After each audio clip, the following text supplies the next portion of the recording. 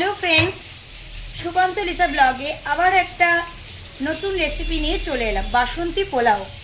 আমি কিভাবে বাসন্তী পোলাও করি তোমাদের সাথে সেটা শেয়ার করছি। আর মটন কষা তো তোমরা আমার অলরেডি অনেকবার দেখেছো। চলো বাসন্তী পোলাওটা আমি কিভাবে করি।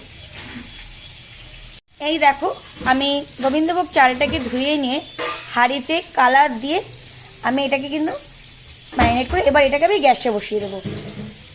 সম পরিমাণ জল দিয়ে আমি এটাকে কিন্তু গ্যাসে বসিয়ে দেবো পরিমাণ মতো। তারপরে যখন ঝুরঝুরে হয়ে যাবে আমি তখন ওটাকে নামিয়ে নেব।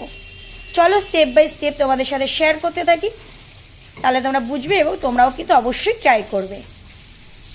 পোলাওটা কিন্তু অলরেডি অলমোস্ট সবই রেডি করা হয়ে গেছে। বা নুন চিনিটা দিয়ে এবার ঘি দিয়ে আমি ইউজ কেওড়া জল আর গোলাপ জল দিয়ে এটাকে একটু হালকা দমের মধ্যে বসিয়ে রাখবো। এটা কিন্তু যথেষ্ট ঝরঝরেই হয়েছে, অনেকটাই ঝরঝরা হয়েছে, তোমাদের এটা দেখিয়ে দিচ্ছি।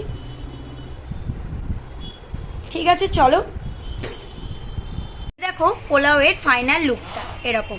খেতে কেমন হয়েছে অবশ্যই কিন্তু সেটা যখন সার্ভ করবো তখন কিন্তু তোমাদের সাথে আমি শেয়ার করে নিচ্ছি। এটা কিন্তু খুব সিম্পলভাবেই আমি করেছি, এরকম এমন কিন্তু কিচ্ছু দিয়ে আমি এক্সট্রাভাবে কিন্তু আমি এটা কিছু করিনি। খুব নর্মালি। অ্যাকচুয়ালি এটারও পেছনে অন্য উদ্দেশ্য আছে। এটা অ্যাকচুয়ালি কার্তিকের কাকাদের খাওয়ানোর উদ্দেশ্যে এটা করা।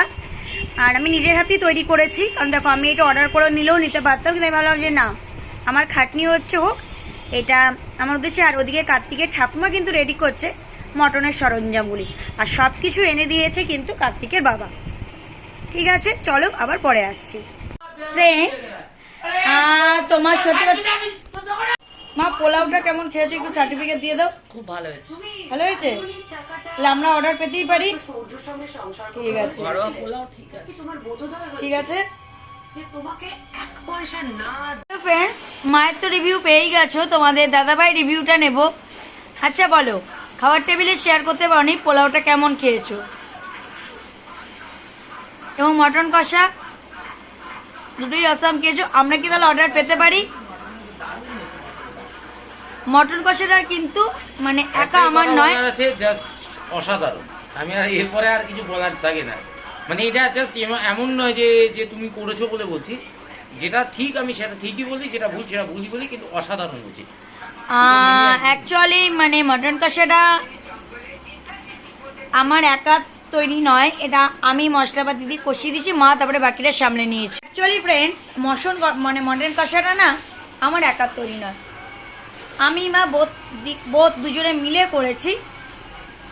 অ্যান্ড শুনেই নিয়েছি রিভিউটা কেমন হয়েছে খেতে। এবার কার্তিকের কাকুদের জন্য এবং কার্তিকের মাসিদের জন্য বানানো হয়েছে, তারা কেমন রিভিউ দিচ্ছে সেটা অবশ্যই আমি তোমাদের জানিয়ে দেব। বাট হ্যাঁ, আজকের মতো ভিডিওটা এখানে এন্ড করে দিচ্ছি। দেখা হচ্ছে পরের দিন একটা নতুন ছোট্ট একটা ব্লগে। চলো tata, good night, sweet dreams. সবাই ভালো থেকো, সুস্থ।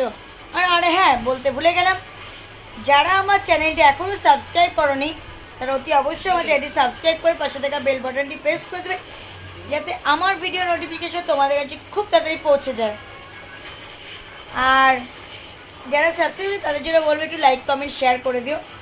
চলো টাটা।